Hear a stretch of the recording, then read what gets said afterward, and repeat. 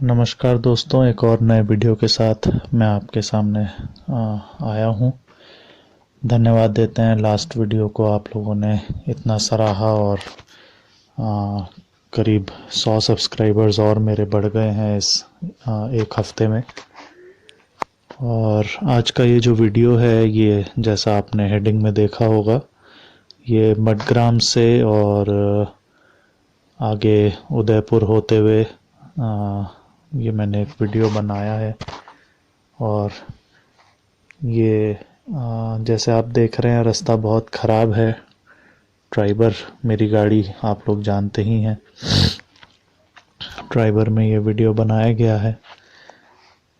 जालमा तक हम गए थे, एक्चुअली तो पूरा मनाली तक आए थे, लेकिन अगर मैं पूरा वीडियो डालूं तो करीब 4 घंटे का बनेगा, तो इसलिए मैं उसको ब्रेक कर करके आप लोगों के सामने लेके आऊँगा। और पहला पार्ट उसमें से जो है आप लोग देख रहे हैं, ये मडग्राम से जालमा का ड्राइव है। और बीच के स्टॉप्स को मैंने एडिट आउट कर दिया है। उसके बाद ये करीब 48 मिनट्स की ड्राइव है। मोस्टली जब रास्ता खाली था, अगर आप पीक ट्रैफिक में टूरिस्ट सीज़न में आएंगे या बर्फ़ के समय में आएंगे तो शायद आपको ज़्यादा समय लगे, लेकिन फ़िलहाल ये जैसा आप टाइम स्टैम्प में देख सकते हैं, 1 सितंबर की ड्राइव है। और उस टाइम कोई रास्ते में बर्फ़ नहीं थी, बारिशें ख़त्म ही हो चुकी थी ऑलमोस्ट, तो कोई ऐसे ख़ास लैंडस्लाइड्स या कहीं पे भी सड़क बहुत ज़्यादा ख़राब नहीं थी। ये जो स्ट्रेच अभी आप देख रहे हैं, ये मडग्राम से उदयपुर के बीच का है। मडग्राम से उदयपुर लगभग 3 किलोमीटर है। और शुरुआती करीब 1-1.5 किलोमीटर बहुत ही ख़राब रास्ता है, उसके बाद जाके रास्ता अच्छा होता है और फिर ऑलमोस्ट खोकसर तक ही रास्ता अच्छा है। उसके बाद ये सारा बहुत ही उबड़ खाबड़ हिस्सा जैसा आप देख सकते हैं। इस समय गाड़ी में हम 4 बड़े हैं, मेरा बेटा है 3 साल का, और काफ़ी सामान डिग्गी में लास्ट की सीट्स फोल्ड करके रखा हुआ था, तो अच्छी खासी लोडेड इस समय गाड़ी थी। और शुरुआत में हम सिंगल फ्रंट एसी के साथ चल रहे थे, क्योंकि ये सुबह का टाइम है, 10 बजे करीब हम निकले हैं। बट जैसे जैसे दिन चढ़ा और जालमा से थोड़ा पीछे ही, जहाँ तक मेरे को ध्यान है, हमने पीछे का भी एसी ऑन कर लिया था। And I've noticed that I've gained subscribers even from outside India in this past week, and I'm really happy that you guys are watching my videos. I would like you to subscribe to my channel, to share this video if you like it with others, and do press the notification icon as well. Bharat के भी मेरे सभी viewers के लिए मैं धन्यवादी हूँ जो मेरे वीडियोस को देखते हैं।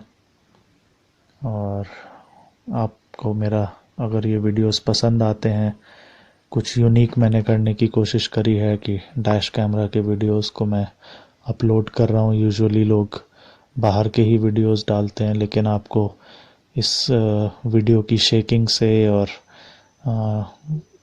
गाड़ी के ओवरऑल चलने का पता भी लगेगा, तो कितनी गाड़ी स्टेबल है, कितना गाड़ी वॉबल कर रही है या ऊबड़ खाबड़ सतह है तो उस पर कैसे गाड़ी बिहेव कर रही है। अगर हाथ से पकड़ के वीडियो बनाते तो बहुत ही शेकी वीडियो बनता, लेकिन डैश कैम क्योंकि मेरा IRVM पे माउंटेड है, फ्रंट फेसिंग है, तो इसलिए ये एक बेटर पिक्चर आपको दे पाता है, चाहे उतना क्लियर नहीं है। I am really sorry that the video isn't that clear. There are watermarks on the windscreen, and there's a portion of windscreen which is visible on top of this video all the time. पानी की छींटों के दाग आपको windshield पे दिख रहे हैं, और रेनो ने जो आगे IRVM के ऊपर ये काला सा एक पैच दे रखा है वो भी दिख रहा है, जिसकी वजह से विजिबिलिटी पूरी नहीं है। आई एम रियली सॉरी उसके लिए, लेकिन कुछ अलग करने की कोशिश में मैं आप लोगों के साथ ये वीडियो को शेयर कर रहा हूँ। तो जैसा मैंने बताया लगभग हमें 48 मिनट लगे इस स्ट्रेच को कवर करने में। आप देख सकते हैं अभी पीछे ये मिनी मनाली हमने क्रॉस किया था और उसके बाद से ये पक्का रास्ता मिनी मनाली से शुरू हो जाता है। ये आगे जाके थोड़ा अच्छा, ये अभी तो सिंगल लेन है, यहाँ से त्रिलोकीनाथ मंदिर के लिए राइट पे नीचे रास्ता गया और फिर ये उदयपुर आ गया। तो अभी तो ये पूरा सिंगल लेन आपको स्टेट हाईवे दिख रहा है, लेकिन आगे जाके डबल हाईवे भी बनेगा और अच्छी सड़क है। मैं पहली बार लाहौल इस ट्रिप में गया और हमारे हॉस्पिटल में कुछ स्टाफ हैं जो लाहौल से हैं और वो बोलते भी थे कि आप लाहौल साइड जाएंगे तो सड़कें अच्छी हैं, आपको अच्छा लगेगा, वैली है, अच्छी जगह है। एंड जो ये 3 दिन का ट्रिप हमने किया सैटरडे से और ट्यूसडे सुबह तक के लिए, हमने सच में इसको काफ़ी इन्जॉय किया। पांगी तक जाने का मन था, अनफॉर्चुनेटली नहीं जा पाया। मेरे परिवार वाले उतने एडवेंचरस नहीं हुए वो रिस्क लेने के लिए, बट जहाँ तक गए वो आपने लास्ट वीक या उसके लास्ट वीक वाले वीडियो में देखा होगा। तो काफ़ी वो उबड़ खाबड़ रास्ता था, नीचे से पत्थर उठ रहे थे और कोई ऐसे पंचर वगैरह की दुकान भी रास्ते में नहीं दिख रही थी कि अगर गाड़ी कुछ ख़राब हो जाती तो हम उसको ठीक करा पाते। स्टेपनी है लेकिन उस पे भी कितना हम रिलाई कर सकते हैं, वैसे पथरीली सड़क पे पता नहीं। गाड़ी को 1 साल होने वाला है। इस ट्रिप के दौरान करीब 9 महीने करीब गाड़ी को हो गए थे।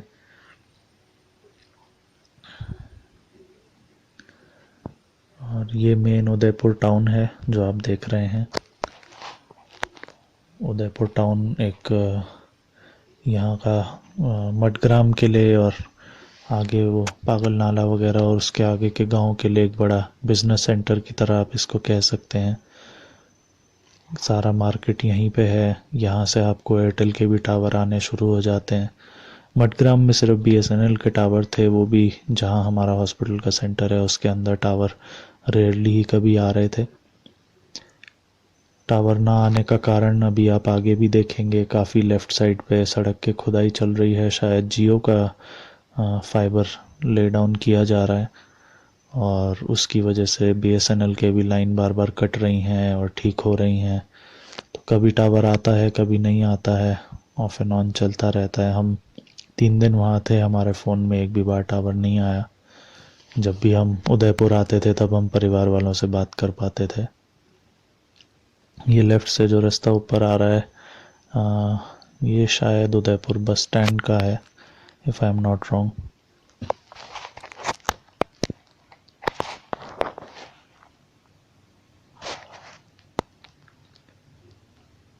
और उदयपुर पूरा लाहौल वैली जैसा उसके नाम में ही है, ये वैली है। और पीर प्रांजल जो रेंज है जिसमें अभी आज ही अटल टनल का इनॉग्रेशन हुआ, तो वो मनाली को लाहौल वैली से all the year round connect करने के लिए बनी है। और इसी रास्ते पे आगे जाके तांदी ब्रिज आता है जहाँ से केलोंग का रास्ता अलग होता है और वही आगे लेह को भी जाता है। ये सब अभी उदयपुर चल रहा है। सामने आप देख सकते हैं देवदार के पहाड़, देवदार के पेड़ हैं पहाड़ों पे। एंड रेतीला इलाका है, ये नदी के किनारे है, पूरे साल ऊपर बर्फ़ कहीं ना कहीं चोटियों पे रहती है, लेकिन पत्थर रेत ऐसा इलाका है, दिन में काफ़ी गर्म, रात में काफ़ी ठंडा। मेरे को पिछले वीडियोस में काफ़ी कमेंट्स आए थे कि मैं ओरिजिनल ऑडियो यूज़ करूं या कुछ वीडियो के बारे में बताऊं, तो मैं कुछ नया ट्राई आज कर रहा हूं। आई होप आप लोगों को ये पसंद आएगा।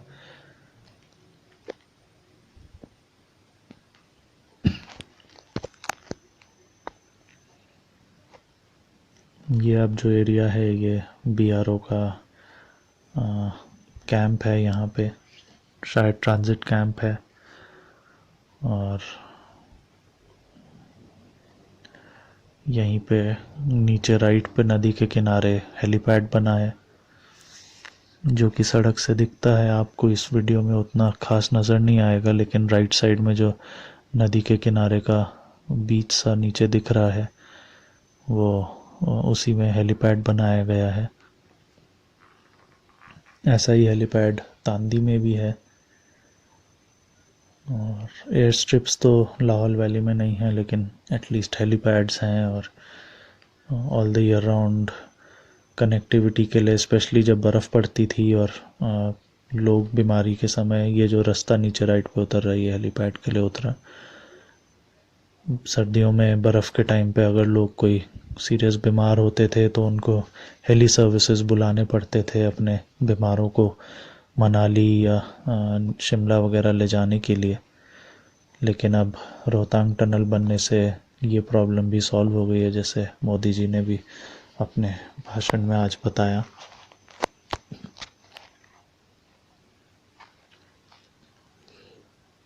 उदयपुर के बाद रास्ता अच्छा है। लाहौल वैली में छोटे छोटे गांव ज़्यादा हैं, बड़े शहर कम हैं। स्पीति साइड हम नहीं जा पाए। स्पीति अभी टूरिस्ट के लिए बंद था, लाहौल तो खुला था। प्लस हम अपने हॉस्पिटल गए थे, हमें कोई होम स्टे या गेस्ट हाउस या होटल की ज़रूरत नहीं थी।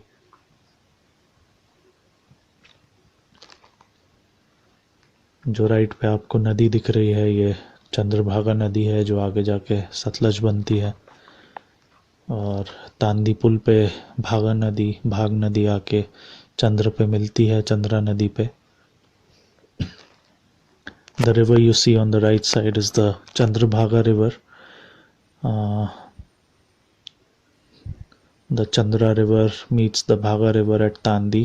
From Tandi there's a turn which goes to Kelong and there on to Leh and Ladakh. And the Bhaga river comes from towards Kelong side and meets at Tandi bridge, after which it becomes the Chandrabhaga river and then finally the Satluj river and enters Punjab.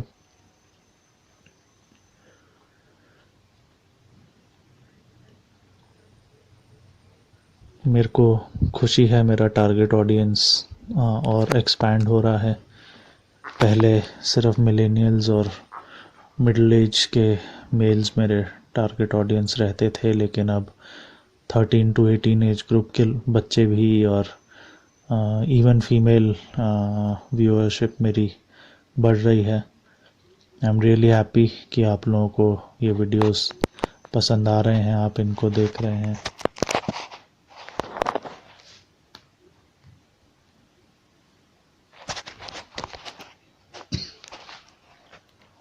But still the percentage of subscribed viewers is just 10 point something percent, and I would request that if you all like my videos and the content, you do subscribe to my channel. मेरे को खुशी है कि लगभग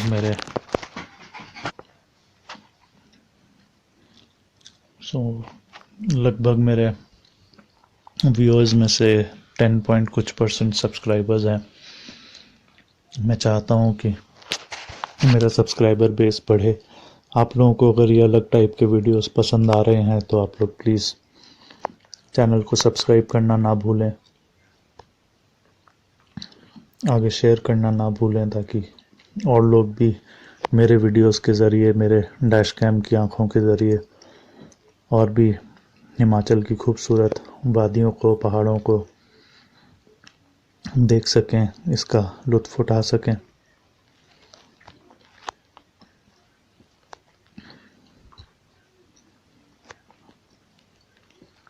Lahaul valley चाहे ज़्यादा पथरीली है, रेतीली है, लेकिन यहाँ पे आप आलू की खेती काफ़ी होती है, सेब है, फिर पत्ता गोभी यहाँ काफ़ी होता है।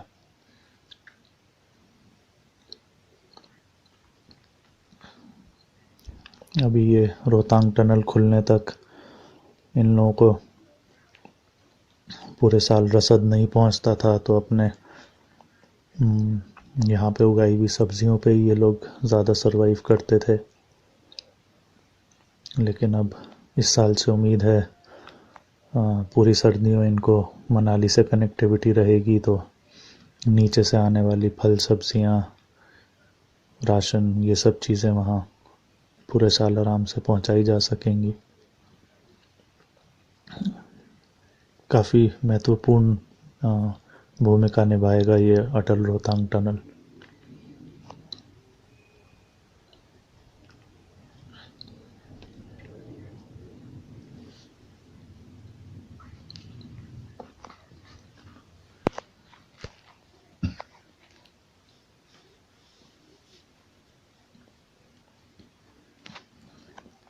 क्योंकि ऊपर ऊपर के पहाड़ों पे बर्फ़ ज़्यादा है और इस वजह से झरने बहुत हैं। आप बीच बीच में नोटिस करेंगे, गाड़ी मैंने साइड में लगाई और इस वीडियो में मैंने बीच में एडिटिंग करी है, तो उतना रुकते हुए का पता नहीं लगेगा, लेकिन रुक रुक के काफ़ी फ़ोटोज़ मैंने खींची। अगर आप teambhp.com वेबसाइट में जाएं तो मैं लिंक नीचे डालूँगा। मैंने एक ट्रैवलॉग अपलोड किया था, फ़ोटोलॉग ज़्यादा था, उसमें मैंने जो बीच में मेरे को झरने दिखे या नीचे बिल्कुल नदी किनारे तक इतनी गर्मी में भी बर्फ़ दिखी, उन चीज़ों की फ़ोटोज़ को अपलोड किया है। आप लोग उसको देख सकते हैं, एंजॉय कर सकते हैं मेरे ट्रैवलॉग को। ज़रूरी नहीं कि आप टीम BHP पे सब्सक्राइब्ड हों तभी आप उसको देख पाएंगे। मैं आपके साथ लिंक शेयर करूँगा, आप लोग ज़रूर एंजॉय करें। ख़राब रास्तों पे भी आप नोटिस करोगे गाड़ी की ड्राइवेबिलिटी काफ़ी अच्छी है। यहाँ से ये डबल लेन शुरू हो गया।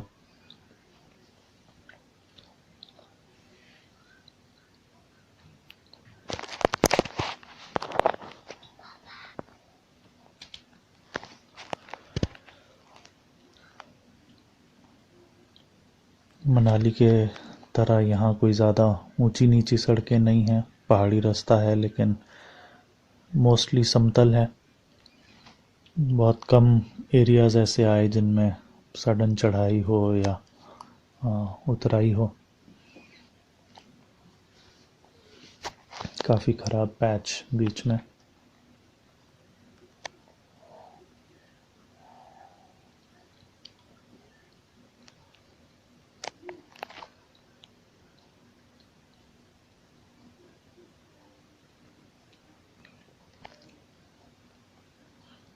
डैश कैम में फुटेज हिलने से आपको पता लग रहा होगा कि काफ़ी ख़राब वो पैच था, लेकिन गाड़ी फिर भी काफ़ी कंपोज्ड रही, लोडेड भी थी तो अच्छे से चली। कहीं कोई इको जैसे बम्पीनेस, उछलती भी गाड़ी नहीं थी। हमने पहले इको भी लेने की सोची थी, लेकिन उसका सस्पेंशन मेरे को बिल्कुल नापसंद है। 7 सीटर में ना बूट स्पेस है, ना सीट्स फोल्ड करने का फैसिलिटी है, AC भी नहीं है, पावर स्टीयरिंग भी नहीं है, और गो प्लस की तो सीटिंग आप बात ही ना करें।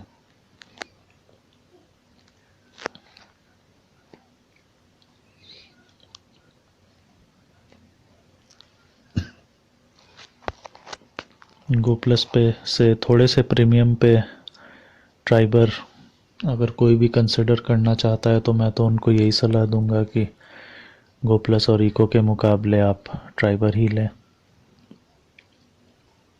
बेस मॉडल से ही आपको सीट्स की फ्लेक्सिबिलिटी मिलेगी, dual air bags, ABS EBD brake assist, power steering, AC, वो सब चीज़ें जो एक आम आदमी अपनी गाड़ी में चाहता है। प्रोजेक्टर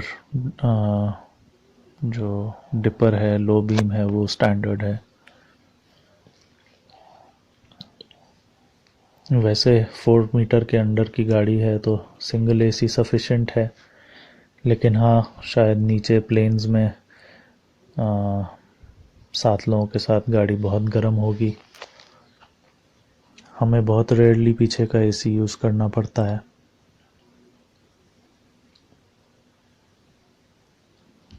हम वैसे भी 2 बड़े और एक मेरा 3 साल का बेटा है।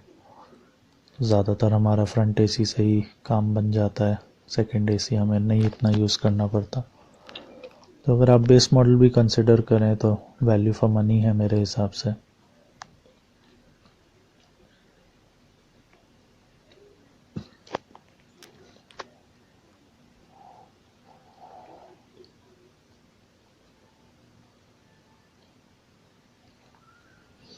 इस रास्ते पे आपको बहुत बुलडोज़र दिखेंगे, स्पेशली जहाँ जहाँ ऐसे नाले हैं जो सड़क के ऊपर से बह के जाते हैं बारिशों में, उनको क्लियर करने के लिए, सर्दियों में बर्फ़ को क्लियर करने के लिए।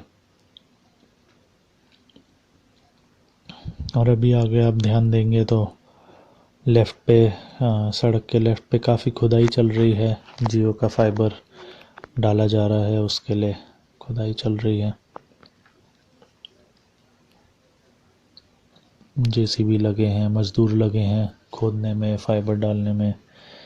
और आने वाले समय में, अभी तो जियो की कनेक्टिविटी तांदी से शुरू होती है, आने वाले समय में आपको उदयपुर तक, शायद मडग्राम और फिर आगे पांगी किश्तवाड़ की तरफ भी जियो वगैरह की कनेक्टिविटी मिल जाएगी।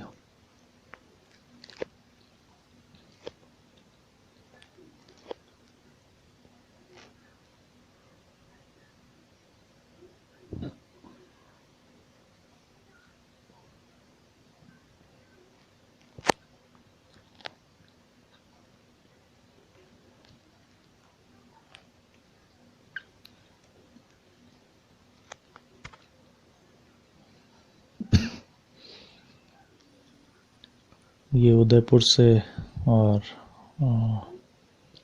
जो ये रास्ता है पांगी का, तांदी का, इसका मेन अट्रैक्शन मेरे हिसाब से तो जो हमारे ऑपोजिट साइड के ये पहाड़ हैं, जंगल हैं, झरने हैं, बर्फ़ है, यही इस रास्ते का मेरे को मेन अट्रैक्शन लगा।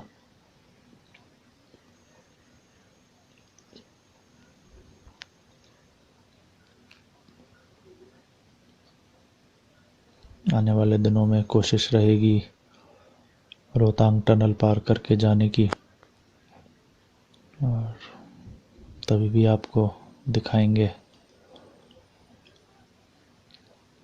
एक drive through video Rohtang tunnel पार करने का, सोलांग और डुंडी होते हुए मनाली साइड से, और फिर लाहौल साइड में निकल के वापस इस हाईवे पे आके, और फिर थोड़ी देर बाद वापस सोलांग इसी टनल से होते हुए जाएंगे। आने वाले 3-4 हफ्तों में शायद आपको वो वीडियो भी मैं अपलोड करके दूं। वो सामने आपको ऊपर बर्फ़ दिख रही होगी।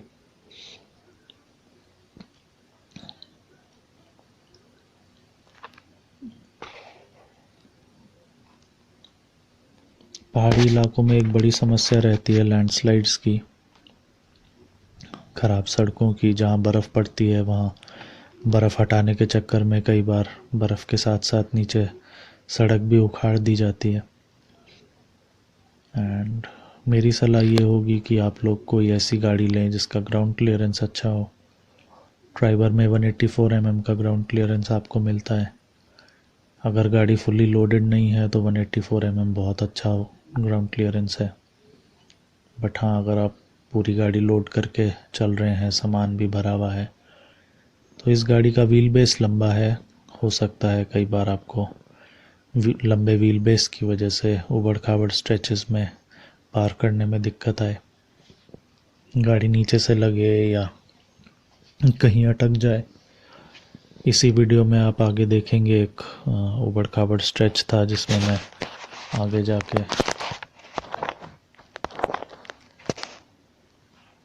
जाके मैंने थोड़ा सा रिवर्स करी जब मेरे को लगा कि गाड़ी आज लोडेड है, टकरा जाएगी,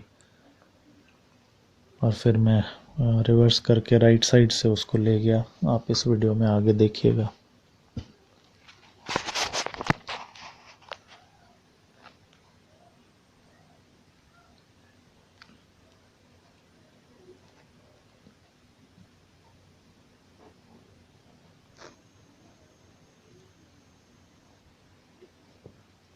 अगर आप लोग राजस्थान गए हैं तो आपने नोटिस किया होगा, ये सारे रेतीले इलाके दिन में अच्छे गर्म हो जाते हैं और रात में इनमें ठंड भी काफ़ी पड़ती है। यही हाल यहाँ उदयपुर और लाहौल साइड में भी है।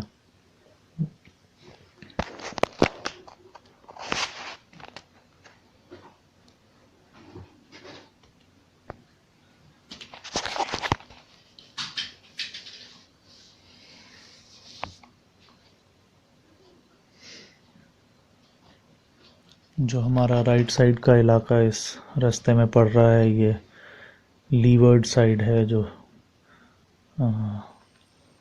धूप से बची रहती है, इसलिए उस साइड पे बर्फ़ ज़्यादा आपको नज़र आएगी।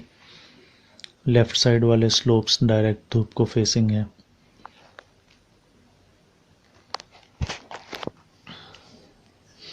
जब आज अटल रोहतांग टनल का इनॉग्रेशन हो रहा था, तब उसमें जब सिस्सू की साइड, जहाँ दूसरा पोर्टल है जो लाहौल साइड वाला पोर्टल है, उधर मोदी जी पहुँचे तो उनको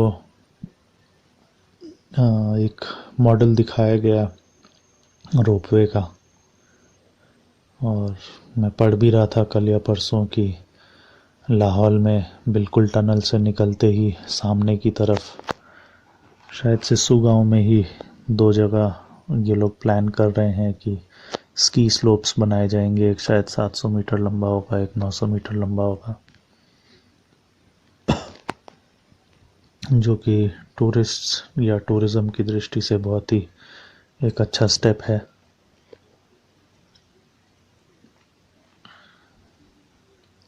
मनाली साइड भी, सोलांग में अगर आप जाएं सर्दियों में तो स्कीइंग का एक अलग लोगों को क्रेज़ रहता है।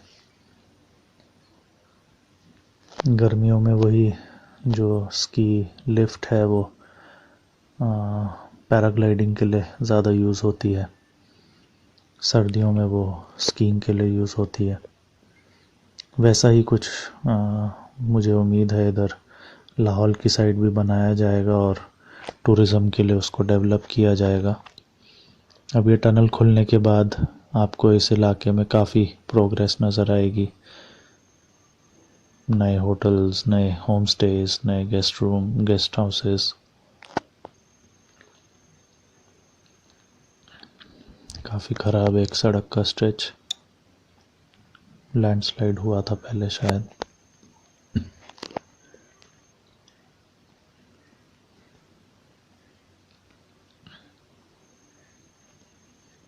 कीचड़ भरा इलाका, और गाड़ी इसमें आराम से निकल गई, कहीं टायर व्हील स्पिन नहीं हुआ, अच्छा ट्रैक्शन रहा, गाड़ी आराम से जा सकी।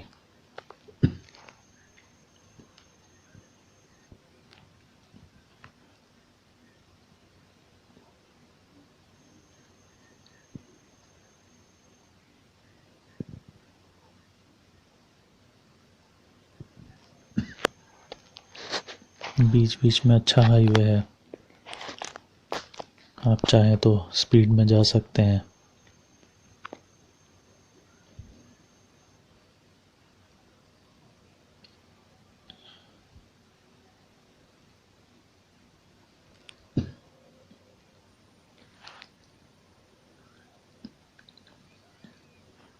बट लाहौल साइड पे गांव के बीच में काफ़ी डिस्टेंस है, कोई रेगुलर बस सर्विस या मैक्सी कैब सर्विसेज वगैरह नहीं है। देख के लगता है लोगों को बहुत दूर दूर तक पैदल जाना पड़ता होगा। अच्छा होता अगर यहाँ पे भी लोगों के लिए सुविधाएं सरकार बढ़ाती। कुल्लू से मनाली के लिए महिंद्रा की इलेक्ट्रिक छोटी मिनी वैन है, ई सुप्रो शायद, वो चलती है।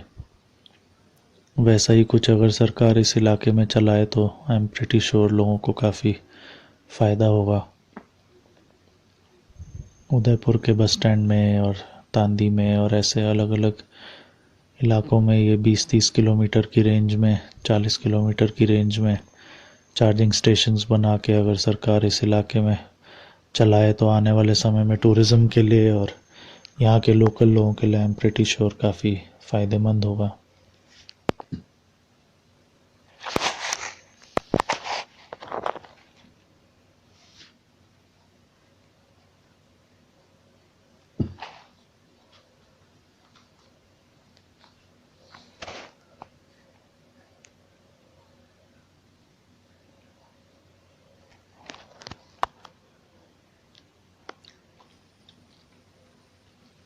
कुल्लू मनाली इकलौती जगह अभी तक मैंने पहाड़ों पे देखी है जहाँ ऑटो चलते हैं और ये ई सुप्रो मिनी वैन्स चलती हैं। हिमाचल प्रदेश की सरकार की सराहना करनी पड़ेगी कि उन्होंने ऐसे पहाड़ी दुर्गम और ऊंचाई वाले इलाकों में भी इलेक्ट्रिक व्हीकल्स को यूज़ करने को प्राथमिकता दी है अपने पब्लिक ट्रांसपोर्ट में। ये एक स्ट्रेच काफ़ी स्टीप था और जहाँ तक मुझे याद है हम फर्स्ट और सेकंड गियर में ही इसमें चढ़ पाए। इस टाइम मेरे दोनों एसी ऑन थे जहाँ तक मुझे याद है।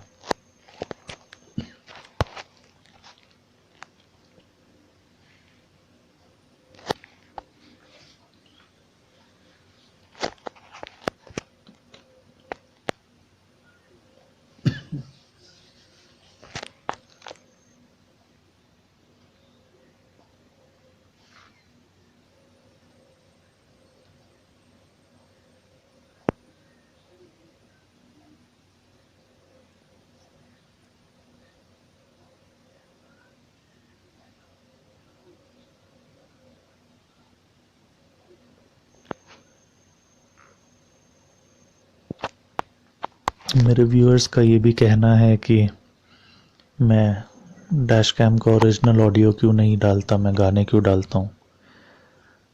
मैं आप लोगों को एक बार अपने इस ऑडियो रिकॉर्डिंग के माध्यम से भी बताना चाहूँगा। एक तो डैश कैम में आवाज़ बहुत होती है जब ऊबड़ खाबड़ में जाते हैं, प्लास्टिक आपस में जब IRVM और डैश कैम का लगता है तो आवाज़ काफ़ी होती है।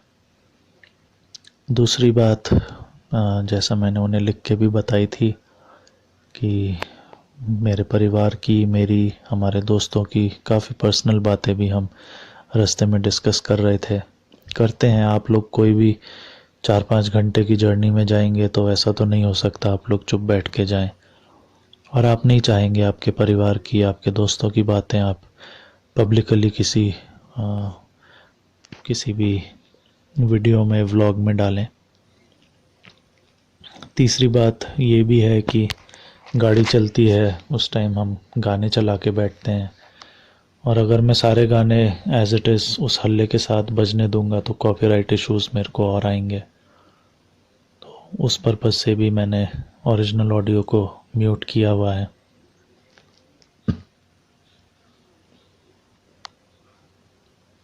आई होप आप लोग इसको नेगेटिवली नहीं लेंगे।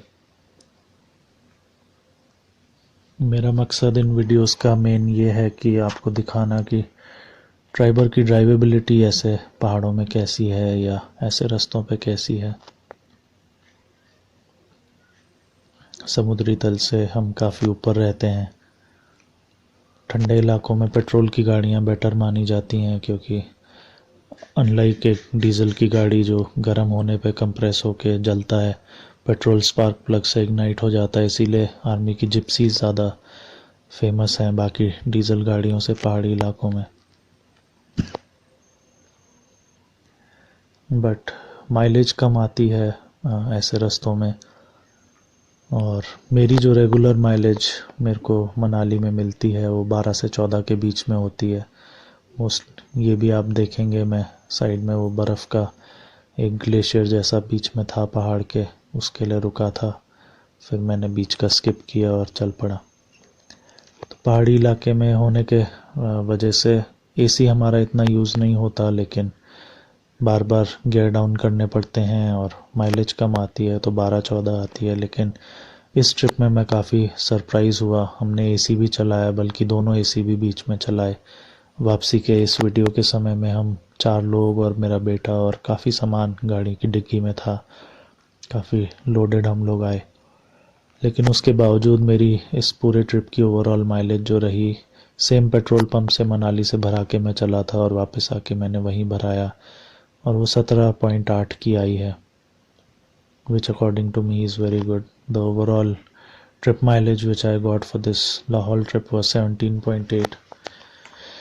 On the way from Manali to Udaipur and Madgram, we were two people and our 3-year-old son and some luggage. But while on the way back, mostly because it was in the daytime, morning half, both our ACs were on. We were 4 adults and my 3-year-old and lot of luggage in our boot. But still the overall mileage came to around 17.8, which was quite good for a petrol vehicle in the hills with AC and load, as per my judgment, I would say. I was really happy with the overall mileage.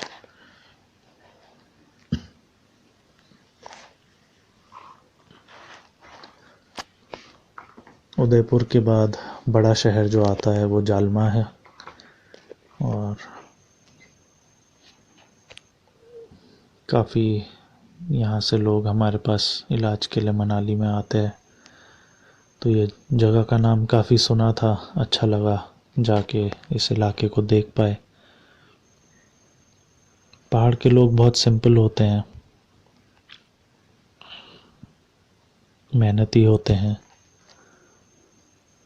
और ज़रूरत पड़ने पर मददगार होते हैं। कहीं पे गाड़ी ख़राब हो जाए तो वो लोग रोक के आपकी मदद करने के लिए तत्पर होते हैं।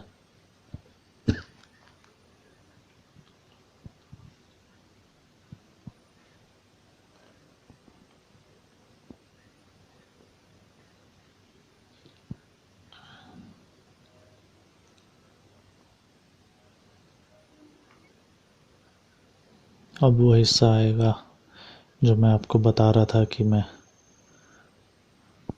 ये देखा कि शायद गाड़ी टकरा सकती है, नीचे से लग सकती है। यहाँ पे ब्रिज बन रहा है या रिपेयर का काम कुछ हो रहा था, जिस वजह से काफ़ी स्टीप एक गड्ढा सा था लेफ़्ट साइड पे। अभी भी जब हम उतरे हैं तो आपने देखा होगा मेरा जो एयर फ्रेशनर रेनो देता है गाड़ी के साथ, वो हिल के एकदम, और इसके डैश कैम के सामने आया क्योंकि पूरी गाड़ी हिल गई थी उसमें राइट साइड से उतारने में भी। शायद अगर मैं सीधा आके या स्पीड में आके उतार देता गाड़ी वहाँ से तो अंडर बॉडी स्क्रैप करता।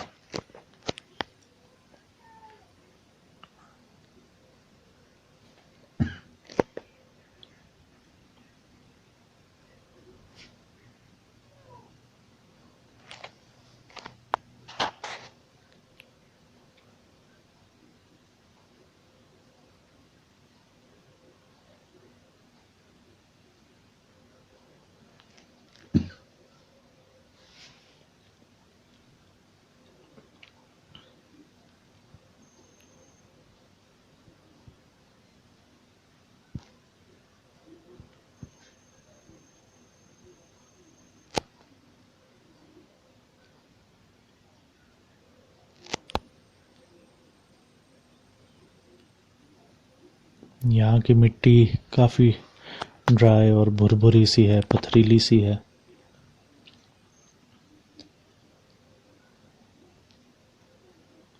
ये पहाड़ ज़्यादातर सेडिमेंट्री रॉक्स हैं, हिमालयस।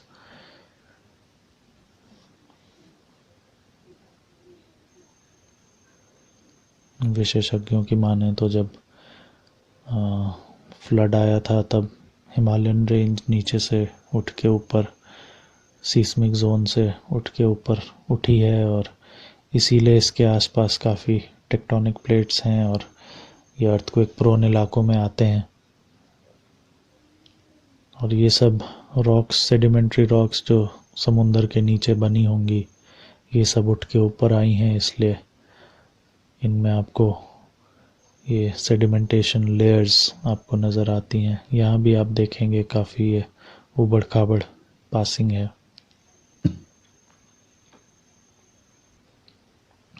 फिर से एयर फ्रेशनर हिलता हुआ। But overall as a family हम लोग इस गाड़ी से, इसकी ड्राइव से और इस पूरे ट्रिप से काफ़ी सेटिस्फाइड रहे। हमें कोई दिक्कत परेशानी नहीं हुई, गाड़ी कहीं फंसी नहीं। एक पार्ट था जब हम रोहतांग से नीचे उतर रहे थे ग्रम्फू की तरफ, तब एक ऑफ रोड स्ट्रेच है जब खोखसर से और ऊपर रोहतांग वाला मैं वीडियो डालूंगा, उसमें चढ़ते हुए का उस पार्ट का वीडियो आएगा। उतरते हुए मेरा डैश कैम रानी नाला के बाद आते हुए बंद हो गया था, कुछ वायरिंग इशू हो गया था। मैंने नोटिस नहीं किया कि डैश कैम बंद है। जब उदयपुर आके डैश कैम के वीडियोस कॉपी किए तब पता लगा कि रानी नाला के बाद तो वीडियो रिकॉर्ड ही नहीं हुआ। तो वापसी में आई हैव टेकन केयर कि मैं पूरा मनाली तक का वीडियो बना पाता।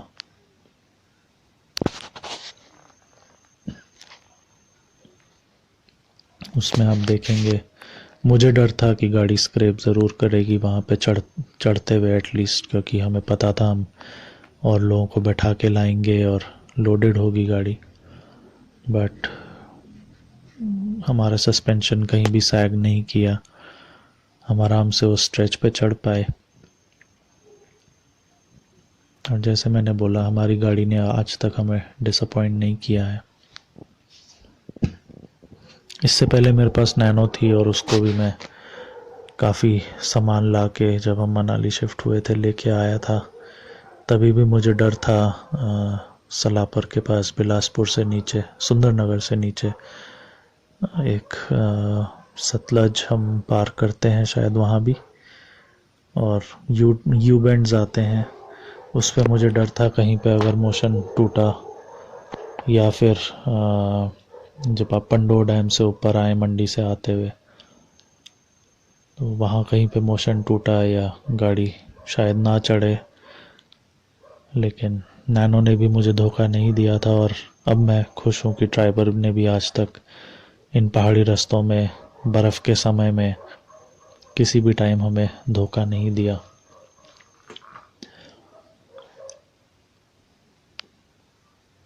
हमारे पर्पस के हिसाब से, हमारे काम के हिसाब से, ये जो आप नोटिस करेंगे पीछे जो रास्ता गया ये नालडा के ले गया। तो जैसा मैं कह रहा था, हमारे पर्पस के हिसाब से, हमारे परिवार की ज़रूरत के हिसाब से बहुत ही सही गाड़ी है। बच्चा छोटा है इसलिए अब मेरे को कोई बहुत तेज़ गाड़ी उड़ाने की आदत नहीं है। मैं हार्डली कभी 100 के ऊपर जाता हूँ, 80 तक भी आजकल मैं रेयरली चलाता हूँ। पहाड़ी रास्तों पे तो 80 भी बहुत तेज़ होता है। एंड मेरे यूज़ के लिए इस गाड़ी में काफ़ी पावर है, पिकअप है। हम बहुत फ्रीक्वेंटली यहाँ पे हॉस्पिटल के हम स्टाफ मिल कर के ट्रिप्स पे निकलते हैं। कभी ऐसा नहीं हुआ कि हम पूरे लोड में हैं, पूरे 7 जने हैं या 6 जने हैं, और किसी भी चढ़ाई पे गाड़ी को रोक करके किसी को उतारना पड़ा हो, या क्लच स्लिप करा हो, क्लच प्लेट फूकी हो, ऐसा कुछ नहीं हुआ।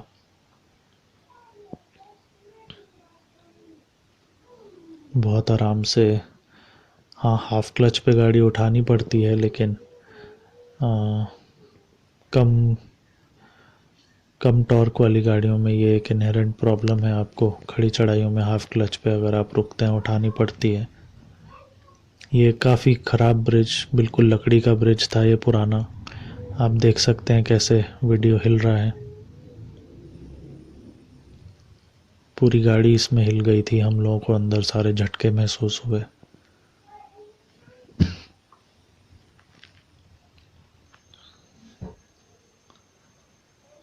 बट ये बिल्कुल इस वीडियो के एंड की तरफ का हिस्सा था, जालमा के पास का। और मेरी गुजारिश यही होगी, अब रोहतांग टनल बन गया है, टूरिज़्म खुल रहा है, अनलॉकडाउन 5 शुरू हो गया है। तो अगर आप लोग हिमाचल आते हैं, अगर आप लोग मनाली आते हैं, मौका मिले तो ज़रूर लाहौल वैली जाइएगा, काफ़ी सुंदर जगह है। हर जगह की अपनी एक अलग सुंदरता होती है। ज़रूरी नहीं है कि वहाँ देखने के लिए अच्छी अच्छी बिल्डिंग्स हों। नेचुरल ब्यूटी कई बार ज़्यादा लोगों को देखना चाहिए। सिर्फ अच्छे होटल ही नहीं, आपको कहीं सिंपल किसी गांव के घर में भी रहने को मिले, लेकिन वहाँ उतर के नदी में जाना, पहाड़ पे बर्फ़ देखना, झरने देखना, उन लोगों से इंटरैक्ट करना, बहुत सी चीज़ें होती हैं जो आप पहाड़ी इलाकों में आके कर सकते हैं। और मौका मिले तो ज़रूर आइएगा। आई होप आपको ये वीडियो पसंद आया होगा। और जैसा मैंने पहले भी कहा, मेरे चैनल को सब्सक्राइब करें। अगर आपको ये वीडियोस पसंद आते हैं इन्हें लाइक करें। कमेंट में मुझे आप बताएं आप और क्या ड्राइवर के बारे में जानना चाहते हैं, देखना चाहते हैं, और मेरी कोशिश रहेगी मैं वैसे वीडियोस बनाऊं।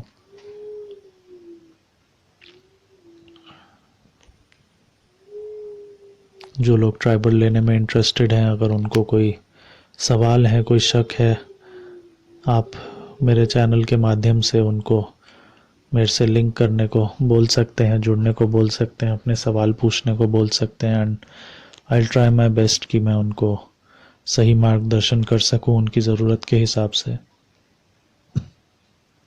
ये जो सामने आपको छोटा गांव दिख रहा है, ये जालमा है, जाहलमा। ये राइट पे हिडिंबा मंदिर का बोर्ड लगा था और शायद हिडिंबा माता की मूर्ति लगी थी।